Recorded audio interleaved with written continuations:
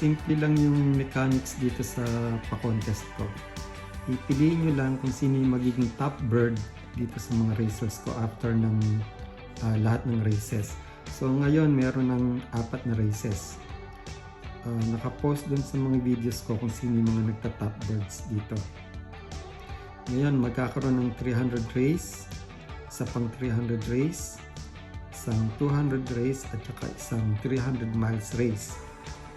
So after nung mga races na yun, malalaman nyo kung sino yung top bird dito sa nasa listahan na to.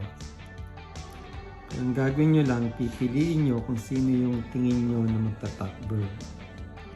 So ang history ng mga performance nitong mga ibon na to nasa YouTube ko rin. Checkin nyo na lang.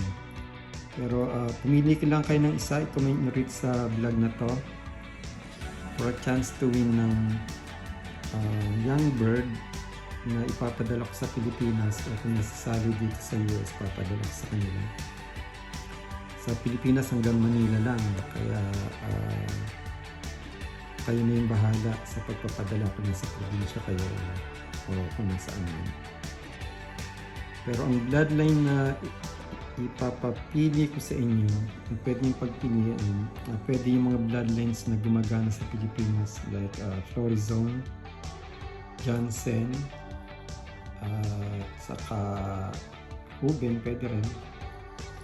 Meron din Kittel, merong mga cannibal, merong Klaas. So papipiliin ko kayo para sa next breeding na gagawin ko next month. Mula next month, kasama ni yung young bird na magpipili nyo. Ngayon, dun sa mananalo or makakapili ng top bird, communicate nyo na lang sa akin kung paano ko ipapadala sa inyo. Kung merong at least 2 na makakapili ng top bird, so magiging raffle dun sa 2 yon. So, workout natin kung magiging 2 ibon para dun sa 2 mananalo. Pero kung at least 2 ang mananalo o makakapili dun sa top bird, ira-raffle natin yun.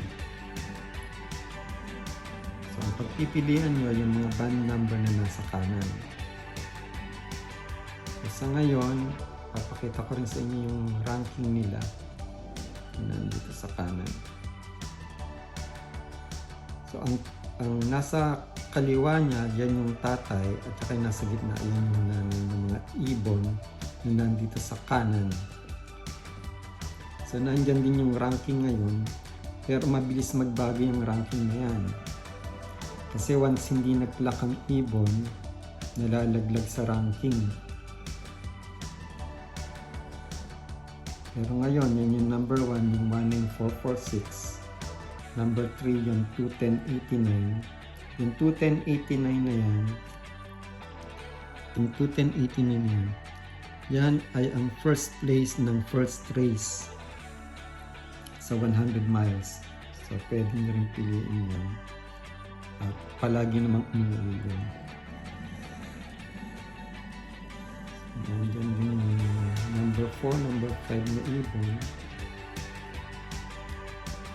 19416, malalaman ko kung anong performance ni sa 300 miles. Pero maayos din yun, magaling din yun. So pili na lang kayo at i-comment nyo dito sa vlog na to para makasali kayo sa contest. Okay, good luck!